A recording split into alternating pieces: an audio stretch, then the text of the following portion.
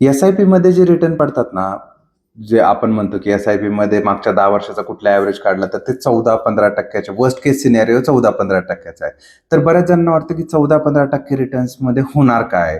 मला इकडं बँकेत 10% पडतायत, असे 14% किंवा कोणाला म्हणणं आहे की मी दुसऱ्याकडे 12% हे करतोय. 14% किंवा 15% असे माझे पैसे किती बनणार आहेत? तर त्याचं एक कॅल्क्युलेशन बघूया आपण, की किती 14% तुमचे पैसे किती बनतात ते. ओके. तर आपण बघूया बँकेत आणि SIPच्या रिटर्नमध्ये किती फरक पडतोय ते. बरोबर. समजा मी 5,000 रुपयाची SIP करतोय मंथली मी 5,000 रुपये इन्व्हेस्ट करणार आहे म्युच्युअल फंडमध्ये. आपण असं कन्सिडर करू की बँकेत पण मी दरमहा 5,000 रुपये गुंतवणूक करत गेलो RDमध्ये. ठीक आहे. आता काय झालं, मी पुढच्या 15 वर्षासाठी ही इन्व्हेस्टमेंट माझी कंटिन्यू करतोय. बरोबर. मला बँकेत रेट ऑफ रिटर्न आहे 10%. ॲक्च्युअलमध्ये नाही आहे, पण तरी पण आपण एक पकडूया की 10% बाबा मला मिळाला आहे रिटर्न. इनिशियल इन्व्हेस्टमेंट मी 0 ठेवली. आता बघा काय झालं, मी 9 लाख रुपये टोटल गुंतवले. 9 लाखचे किती झाले आहेत माझ्या बँकेमध्ये?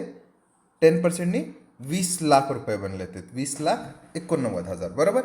हेच म्हणजे कुठेही आपण बघूया की 10%च्या ऐवजी मला एक 4% जास्त मिळतात, जे आपण म्हणतोय की म्युच्युअल फंडमध्ये ते मिळतात आहेत. फरक किती पडतोय ते बघूया. 5,000 रुपयाची SIP करतोय 15 वर्ष, पुढच्या 15 वर्षासाठी करतोय आणि रेट ऑफ रिटर्न किती ठेवला? 14%. बरोबर. आत्ता बघूया कॅल्क्युलेशनमध्ये काय होतंय. माझी गुंतवणूक काय राहिली? सेम 9 लाखच राहणार आहे, पण येणार रिटर्न काय झाला? 30 लाख. म्हणजे जवळपास 50%नी रिटर्न जास्ती पडला आहे. लक्षात येते तुम्हाला? मग मी काय बोलतो की कुठेही 10%पेक्षा जास्त जर तुम्हाला म्युच्युअल फंड, आणि म्युच्युअल फंडमध्ये 14% हा वर्स्ट केस आहे. तुम्हाला 16% पडतील, 17% पडतील, जे आज पाहतोय आपण. मी म्हणतो 16%नी जर बनले काय होतंय, 9 लाख गुंतवणूक आहे तुमच्या आणि झाले 37 लाख. तर हे कधी पण चांगलं आहे.